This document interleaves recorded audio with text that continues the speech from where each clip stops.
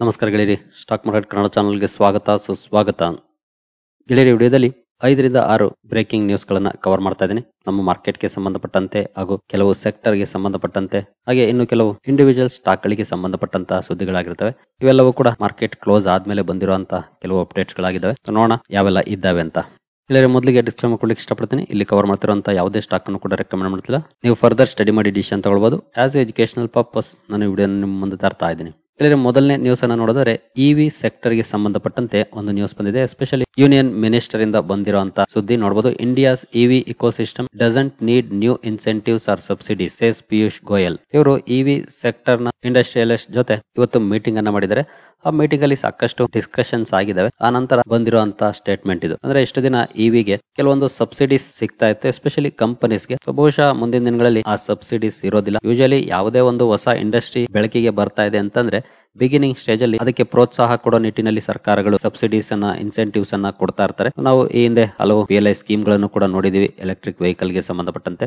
ಈಗ ಸಾಕಷ್ಟು ಬೆಳೆದಿದೆ, ಇನ್ನು ಮುಂದೆ ಸಸ್ಟೈನ್ ಆಗುತ್ತೆ ಅನ್ನುವಂತ ಎಕ್ಸ್ಪೆಕ್ಟೇಷನ್ ಅವ್ರದ್ದಾಗಿರುತ್ತೆ. ಹಾಗಾಗಿ ಬಹುಶಃ ಮುಂದಿನ ದಿನಗಳಲ್ಲಿ ಇರುವಂತ ಸಬ್ಸಿಡೀಸ್ ಅನ್ನ ಅಥವಾ ಇನ್ಸೆಂಟಿವ್ಸ್ ಅನ್ನ ನಿಲ್ಲಿಸುವಂತ ಚಾನ್ಸಸ್ ಜಾಸ್ತಿ ಆಗ್ತಾ ಇದೆ ಈಗ ಅಂತ ಹೇಳ್ಬೋದು. ಹಾಗೆ ಯಾವುದೇ ಸೆಕ್ಟರ್ ಗೆ ಕೊಡುವಂತ ಇನ್ಸೆಂಟಿವ್ಸ್ ಆಗ್ಲಿ ಅಥವಾ ಸಬ್ಸಿಡೀಸ್ ಆಗ್ಲಿ ಪರ್ಮನೆಂಟ್ ಆಗಿ ಇರೋದಿಲ್ಲ. ಅದು ಇವಿ ಆಗ್ಬೋದು, ರಿನ್ಯೂವಬಲ್ ಎನರ್ಜಿ ಆಗ್ಬೋದು, ಅಥವಾ ಬೇರೆ ಯಾವುದೇ ಆಗ್ಬೋದು. ಬಿಗಿನಿಂಗ್ ಸ್ಟೇಜ್ ಅಲ್ಲಿ ಆ ಇಂಡಸ್ಟ್ರಿಯನ್ನ ಮೇಲೆತ್ತಲಿಕ್ಕೆ ಸರ್ಕಾರಗಳು ಕೊಡ್ತವೆ.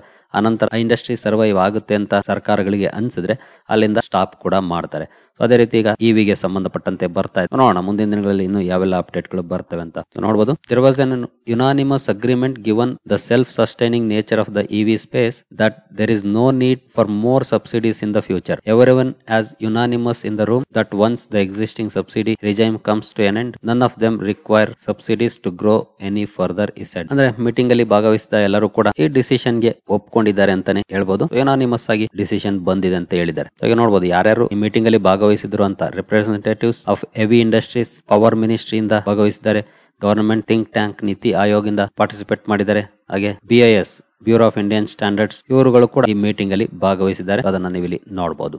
ಇನ್ನು ನೆಕ್ಸ್ಟ್ ನ್ಯೂಸ್ ಗೆ ನಾವು ಬರೋದಾದ್ರೆ HMPV ಔಟ್ ಬ್ರೇಕ್ ಬಗ್ಗೆ ಒಂದು ನ್ಯೂಸ್. ಈಗಾಗಲೇ ಇವತ್ತು ಈ HMPV ವೈರಸ್ ಬಗ್ಗೆ ಡೀಟೇಲ್ ವಿಡಿಯೋ ಕವರ್ ಮಾಡಿದ್ದೀನಿ. ಆ ವಿಡಿಯೋ ನೋಡಿರೋರಿಗೆ ಈಗಾಗಲೇ ಚೆನ್ನಾಗಿ ಗೊತ್ತಿರುತ್ತೆ. ಇನ್ ಕೇಸ್ ಇಲ್ಲಿವರೆಗೂ ಆ ವಿಡಿಯೋ ನೋಡಿಲ್ಲ ಅಂತಂದ್ರೆ ಒಂದ್ಸಲ ನೋಡಿ. ಚೀನಾದಿಂದ ಬರ್ತಿರುವಂತಹ ಸುದ್ದಿ ಇದು ನೋಡಬಹುದು. ಹೆಲ್ತ್ ಮಿನಿಸ್ಟ್ರಿ ಸ್ಟೇಟ್ಮೆಂಟ್ ಅನ್ನ ಕೊಟ್ಟಿದೆ. Health ministry monitoring respiratory seasonal influenza cases amid covid like HMPV outbreak in China sources. ನಮ್ಮ ದೇಶದ ಹೆಲ್ತ್ ಮಿನಿಸ್ಟ್ರಿ ಸ್ಟೇಟ್ಮೆಂಟ್ ಅನ್ನ ಕೊಟ್ಟಿದೆ. ಇಲ್ಲಿ ಕಂಡು ಬರ್ತಿರುವಂತಹ ರೆಸ್ಪಿರೇಟರಿ ಹಾಗೂ ಸೀಸನಲ್ ಇನ್ಫ್ಲೂಯೆನ್ಸಾ ಕೇಸಸ್ ಅನ್ನ ನಾವು ಮಾನಿಟರ್ ಮಾಡ್ತಿದ್ದೀವಿ ಅಂತ ನೋಡಬಹುದು. ನೋಡೋಣ ಇನ್ನು ಮುಂದುವರೆದು ಯಾವೆಲ್ಲ ನ್ಯೂಸ್ ಗಳು ಬರ್ತವೆ ಅಂತ. ಜೊತೆಗೆ ಈ ಸಂದರ್ಭದಲ್ಲಿ ನಾರ್ಮಲ್ ಆಗಿ ಕಂಡು ಬರುವಂತಹ ಕೆಲವೊಂದು ಕೇಸಸ್ ಕೂಡ ಇರ್ತವೆ. ಇನ್ಫ್ಲೂಯೆನ್ಸಾ ಅಥವಾ ಸೀಸನಾಲಿಟಿ ಮೇಲೆ ಕಂಡು ಬರುವಂತವು.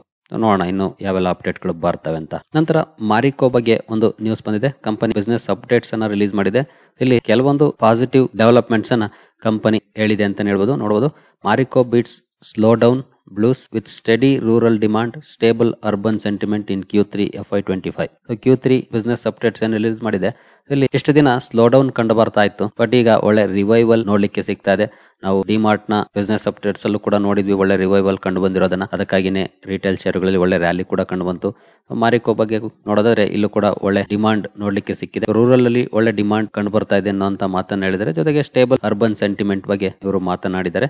ಎಸ್ಪೆಷಲಿ ನೋಡಬಹುದು the company said it is on track to meet double digit growth for the full year. Overall 12 ತಿಂಗಳ ಡೇಟಾ ಏನಿದೆ ಅದರಲ್ಲಿ ಡಬಲ್ ಡಿಜಿಟ್ ಗ್ರೋತ್ ಅನ್ನ ನಾವು ಮೀಟ್ ಮಾಡ್ತೀವಿ ಅನ್ನೋದ್ರ ಬಗ್ಗೆ ಕಂಪನಿ ಹೇಳಿದೆ. ನೋಡಬಹುದು quarter business update shows the FMCG sector witnessed study demand on the back of improving rural consumption and stable sentiment in the urban category. The company said in the exchange filing on January 3. ಸ್ವತಃ ಕಂಪನಿನೇ ಹೇಳಿರುವಂತಹ ಮಾತುಗಳಿದು. ಜೊತೆಗೆ ನೋಡಬಹುದು going forward Marico said it will continue to focus on volume led revenue growth while staying watchful of margins in the near term. Volumes ಜಾಸ್ತಿ sale ಮಾಡುವಂತ ಮೂಲಕ revenue growth ಕಡೆ concentrate ಮಾಡ್ತಿದೆ ಅಂತ ಹೇಳಿದೆ. ಜೊತೆಗೆ ಕಂಪನಿಯ ಮೈನ್ ಬ್ರಾಂಡ್ ಅಂತಂದ್ರೆ ಅದು ಪ್ಯಾರಾಶೂಟ್. ಅದ್ರ ಬಗ್ಗೆ ಕೂಡ ಮಾತೇನು ಹೇಳಿದೆ ನೋಡಬಹುದು. Parachute coconut oil brand remained resilient amid rising input cost and pricing environment. Though volume dipped on sequential basis. ಸ್ವಲ್ಪ ವ್ಯಾಲ್ಯೂಮ್ಸ್ ಡೌನ್ ಕೂಡ ಆಗಿದೆ, ಬಟ್ ರೆಸಿಲಿಯಂಟ್ ಆಗಿದೆ ಅಂತ ಹೇಳಿದೆ ಕಂಪನಿ. ಜೊತೆಗೆ ಎಡಿಬಲ್ ಆಯಿಲ್ಸ್ ಬಗ್ಗೆ ಕೂಡ ಕಂಪನಿ ಪಾಸಿಟಿವ್ ಸ್ಟೇಟ್ಮೆಂಟ್ಸ್ ಅನ್ನ ಕೊಟ್ಟಿದೆ. ನಿನ್ನೆ ಎಡಿಬಲ್ ಆಯಿಲ್ ಗೆ ಸಂಬಂಧಪಟ್ಟಂತೆ ಒಂದು ನ್ಯೂಸ್ ಬಂದಿತ್ತು. ಇಂಪೋರ್ಟ್ ಡೌನ್ ಆಗಿದೆ ಅಂತ. ಖಂಡಿತ ಇಂಪೋರ್ಟ್ ಡೌನ್ ಆಗೋದು ಈ ಕಂಪನೀಸ್ಗೆ ಬೆನಿಫಿಟ್ ಅನ್ನ ತರುತ್ತೆ. ಇವರುಗಳು ಇಲ್ಲೇ ಪ್ರೊಡ್ಯೂಸ್ ಮಾಡಿ ಮಾರಾಟ ಮಾಡೋದ್ರಿಂದ ಇವರುಗಳ ಪ್ರೈಸಿಂಗ್ ಪವರ್ ಕೂಡ ಇನ್ಕ್ರೀಸ್ ಆಗುತ್ತೆ ಇಂಪೋರ್ಟ್ ಕಡಿಮೆ ಆದ್ರೆ. ಆ ಒಂದು ನ್ಯೂಸ್ ಕೂಡ ನಾವು ನಿನ್ನೆ ನೋಡಿದ್ವಿ. ಇನ್ನು ಸಾಕಷ್ಟು ವಿಚಾರವನ್ನ ಕಂಪನಿ ಹೇಳಿದೆ, ಒಂದ್ಸಲ ಬೇಕಿದ್ರೆ ಡೀಟೇಲ್ ಆಗಿ ನೋಡ್ಕೊಳ್ಬಹುದು. ಓವರ್ ಆಲ್ ಒಳ್ಳೆ ಗ್ರೋತ್ ನೋಡ್ಲಿಕ್ಕೆ ಸಿಗ್ತಾ ಇದೆ ಅಂತ ಹೇಳ್ಬೋದು. ಕೆಲವು ಕಂಪನೀಸ್ ಇಲ್ಲಿವರೆಗೂ ಬಿಸ್ನೆಸ್ ಅಪ್ಡೇಟ್ಸ್ ಅನ್ನ ರಿಲೀಸ್ ಮಾಡಿದವೆ, ಇನ್ನು 100 ಕಂಪನೀಸ್ ರಿಲೀಸ್ ಮಾಡಬೇಕಾಗಿದೆ. ಬಟ್ ರಿಲೀಸ್ ಆಗಿರುವಂತಹ ಕಂಪನೀಸ್ ಅಲ್ಲಿ ಪಾಸಿಟಿವ್ಸ್ ನಮಗೆ ನೋಡ್ಲಿಕ್ಕೆ ಸಿಗ್ತಾ ಇದೆ. ಖಂಡಿತ ಈ ಪಾಸಿಟಿವ್ಸ್ ಮೆಜಾರಿಟಿ ಕಂಪನೀಸ್ ಅಲ್ಲಿ ನೋಡ್ಲಿಕ್ಕೆ ಸಿಕ್ಕಿದ್ರೆ ನಮ್ಮ ಮಾರ್ಕೆಟ್ ಅಲ್ಲಿ ಒಳ್ಳೆ ಬೌನ್ಸ್ ಬ್ಯಾಕ್ ಅನ್ನು ಕೂಡ ಎಕ್ಸ್ಪೆಕ್ಟ್ ಮಾಡಬಹುದು. ಜೊತೆಗೆ ಓವರ್ ಆಲ್ ಮಾರ್ಕೆಟ್ ಅಲ್ಲಿ ಅಲ್ದಿದ್ರು ಇಂಡಿವಿಜುವಲ್ ಸ್ಟಾಕ್ ಗಳಲ್ಲಿ ಭರ್ಜರಿ ಪರ್ಫಾರ್ಮೆನ್ಸ್ ಅನ್ನು ಕೂಡ ಅಟ್ಲೀಸ್ಟ್ ಎಕ್ಸ್ಪೆಕ್ಟ್ ಮಾಡಬಹುದಾಗಿರುತ್ತೆ. ಸೊ ನೋಡೋಣ ಇನ್ನು ಯಾವ ರೀತಿಯ ಡೇಟಾಗಳು ಬರುತ್ತವೆ ಅಂತ. ನಂತರ HUL ಬಗ್ಗೆ ಒಂದು ಅಪ್ಡೇಟ್ ಬಂದಿದೆ ನೋಡಬಹುದು. Hindustan Unilever in talks to acquire skin care startup Minimalist for ₹3,000 crore. Company Minimalist startup ಅನ್ನ ಅಕ್ವೈರ್ ಮಾಡುವಂತ ಮಾತುಕತೆಯಲ್ಲಿ ತೊಡಗಿದೆ ಅನ್ನುವಂತ ನ್ಯೂಸ್ ಇದು. ಸ್ಕಿನ್ ಕೇರ್ ಸೆಗ್ಮೆಂಟ್ ಅಲ್ಲಿ ಕೆಲಸ ಮಾಡುವಂತದ್ದು ಈ ಮಿನಿಮಲಿಸ್ಟ್ ಇಲ್ಲೂ ಕೂಡ ನೋಡಬಹುದು. ಕೆಲವು ಪ್ರಾಡಕ್ಟ್ಸ್ ಅನ್ನ ಮೆನ್ಷನ್ ಮಾಡಿದ್ದಾರೆ ಇಲ್ಲಿ. Jaipur based skin care startup $350 million ಅಥವಾ 3,000 ಕೋಟಿ ಡೀಲ್ ಇದು. ಇನ್ನು ಡಿಸ್ಕಷನ್ಸ್ ನಡೀತಾ ಇದೆ, ಫೈನಲೈಸ್ ಆದಾಗ ಇನ್ನು ಪ್ರಾಪರ್ ನಂಬರ್ಸ್ ನಮಗೆ ಗೊತ್ತಾಗುತ್ತೆ. ನೋಡೋಣ ಇನ್ನು ಯಾವ ರೀತಿ ಅಪ್ಡೇಟ್ಗಳು ಇದ್ರ ಮೇಲೆ ಬರ್ತವೆ ಅಂತ. ನೆಕ್ಸ್ಟ್ ನ್ಯೂಸ್ಗೆ ನಾವು ಬರೋದಾದ್ರೆ ಅದು ಇನ್ನೊಂದು FMCG ಸೆಕ್ಟರ್ ನ ಸ್ಟಾಕ್ ನೋಡಬಹುದು, ಡಾಬರ್ ಬಗ್ಗೆ. Dabur Q3 business update. FMCG firm says rural consumption continues to outpace urban in December quarter. ಇವರು ಕೂಡ ಅದೇ ಪಾಯಿಂಟ್ ಅನ್ನ ಹೇಳ್ತಿದ್ದಾರೆ. ನಾವು ಈಗ ತಾನೇ ನೋಡಿದ್ವಿ ಮಾರಿಕೋ ಕೂಡ FMCG ಸೆಗ್ಮೆಂಟ್ ಅಲ್ಲಿ ಕೆಲಸ ಮಾಡುವಂತ ಕಂಪನಿ. ಡಾಬರ್ ಕೂಡ FMCG. ರೂರಲ್ ಡಿಮಾಂಡ್ ಅಥವಾ ರೂರಲ್ ಕನ್ಸಂಪ್ಷನ್ ತುಂಬಾ ಚೆನ್ನಾಗಿ ಕಂಡು ಬರ್ತಾ ಇದೆ. ಅರ್ಬನ್ ಸ್ಟಡಿ ಇದೆ. ಅರ್ಬನ್ ಗೆ ಹೋಲಿಸಿದ್ರೆ ರೂರಲ್ ತುಂಬಾ ಚೆನ್ನಾಗಿದೆ. ಅದೇ ಪಾಯಿಂಟ್ ಅನ್ನ ಇವರು ಕೂಡ ಮೆನ್ಷನ್ ಮಾಡಿದ್ದಾರೆ ನೋಡಬಹುದು. With improving macro economic indicators we expect FMCG growth to revive and sequential improvement in demand going forward says Dabur. Macro economic indicators improve ಆಗ್ತಾ ಇದೆ, ಅದು ಸೀಕ್ವೆನ್ಷಿಯಲ್ ಇಂಪ್ರೂವ್ಮೆಂಟ್ ಗೆ ಕಾರಣ ಆಗ್ಬಹುದು ಅನ್ನುವಂತ ಎಕ್ಸ್ಪೆಕ್ಟೇಷನ್ ಅನ್ನ ಅವರು ಇಟ್ಕೊಂಡಿದ್ದಾರೆ. ಜೊತೆಗೆ ರೂರಲ್ ಕನ್ಸಂಪ್ಷನ್ ಚೆನ್ನಾಗಿದೆ ಅಂತ ಹೇಳಿದ್ದಾರೆ ನೋಡಬಹುದು. ಜೊತೆಗೆ while general trade was still under pressure, alternative channels like modern trade, e-commerce and quick commerce continue to post strong growth. ಅಂದ್ರೆ ನಾವು ಹಳೆ ಚಾನಲ್ ಗಳಿಗೆ ಗಂಟ್ ಹಾಕೊಂಡು ನಿಂತ್ಕೊಂಡ್ರೆ ಬಿಸ್ನೆಸ್ ಮಾಡೋದು ಕಷ್ಟ ಅಂತ ಮಾತನ್ನ ಇವರು ಹೇಳಿದ್ದಾರೆ ಅಂತಾನೆ ಹೇಳ್ಬೋದು. ಅಂದ್ರೆ ಮುಂಚೆ ಏನು ಅಂಗಡಿಗೆ ಹೋಗಿ ತಗೊಳ್ತಾ ಇದ್ವಿ ಅದನ್ನ ಈಗ ಕ್ವಿಕ್ ಕಾಮರ್ಸ್, ಇ-ಕಾಮರ್ಸ್ ತುಂಬಾನೇ ಸದ್ದು ಮಾಡ್ತಾ ಇದೆ. ಯಾರು ಈ ಡೆವಲಪ್ಮೆಂಟ್ಸ್ ಗೆ ಬೇಗ ತೆರೆದುಕೊಳ್ತಾರೋ ಅವರುಗಳು ಒಳ್ಳೆ ರಿವೈವಲ್ ಮಾಡ್ಲಿಕ್ಕೆ ಸಾಧ್ಯ ಆಗುತ್ತೆ. ಬಟ್ ಅಲ್ಲಿ ಹಲವು ಚಾಲೆಂಜಸ್ ಕೂಡ ಇರುತ್ತೆ. ಕಂಪನಿಗಳ ಮಾರ್ಜಿನ್ಸ್ ಮೇಲೂ ಕೂಡ ಇಂಪ್ಯಾಕ್ಟ್ ಆಗುವಂತ ಚಾನ್ಸಸ್ ಇರುತ್ತೆ.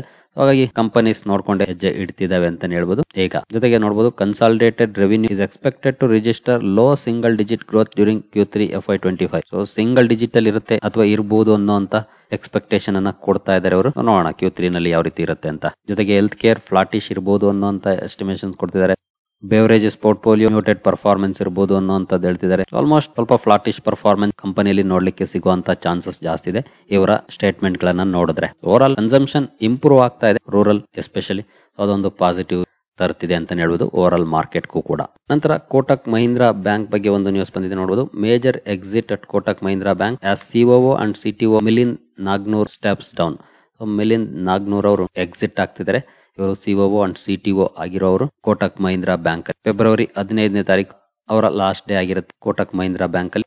ಅನೌನ್ಸ್ಮೆಂಟ್ ಅನ್ನ ಕಂಪನಿ ಮಾಡಿದೆ. ಜೊತೆಗೆ ಪರ್ಸನಲ್ ರೀಸನ್ಸ್ ಅನ್ನ ಕೊಟ್ಟಿದ್ದಾರೆ ಅವರು. ಇದು ತುಂಬಾ ಇಂಪಾರ್ಟೆಂಟ್. ಕಂಪನಿಯ ಯಾವುದೇ top level management person resign ಮಾಡ್ತಾರೆ ಅಂತಂದ್ರೆ ಅವರು ಯಾವ ರೀಸನ್ ಕೊಡ್ತಾರೆ, ಅಥವಾ ಕಂಪನಿಯಲ್ಲಿ ಕೆಲಸ ಮಾಡುವಂತ ಡೈರೆಕ್ಟರ್ಸ್ ಇರಬಹುದು ಅವರುಗಳು ರಿಸೈನ್ ಮಾಡಿದಾಗ ಅವರು ಯಾವ ರೀಸನ್ ಕೊಡ್ತಾರೆ ಅನ್ನೋದ್ರ ಮೇಲೆ ಕಂಪನಿಗಳ ಪರ್ಫಾರ್ಮೆನ್ಸ್ ಡಿಪೆಂಡ್ ಆಗುತ್ತೆ. ಪರ್ಸನಲ್ ರೀಸನ್ ಕೊಡ್ತಾರ ಅಥವಾ ಕಂಪನಿ ಮೇಲೆ ಏನಾದ್ರು ಅಲಿಗೇಷನ್ಸ್ ಮಾಡ್ತಾರ, ಅದು ತುಂಬಾ ಇಂಪಾರ್ಟೆಂಟ್ ಆಗುತ್ತೆ.